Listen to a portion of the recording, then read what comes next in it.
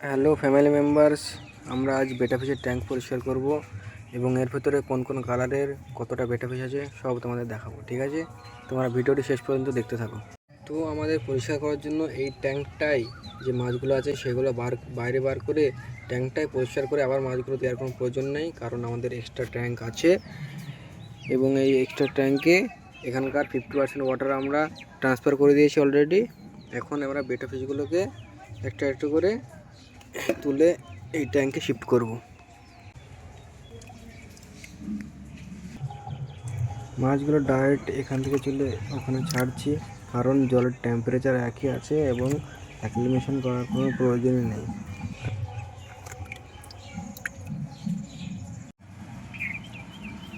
Finally মাছগুলো আমরা এখানে শিফট করে দিয়েছি, দেখতে পাচ্ছ এখন তোমরা।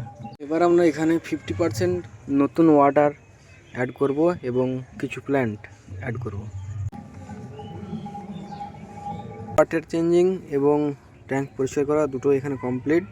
এবার তোমরা ফাইনাল লুক দেখো ট্যাঙ্কের। দেখতেই পাচ্ছ মাছগুলো কত কালারফুল এবং কত হেলদি আছে। আর এগুলো তো কী কী মাছ আছে এগুলো পরে ভিডিওতে তোমাদের জানিয়ে দেবো।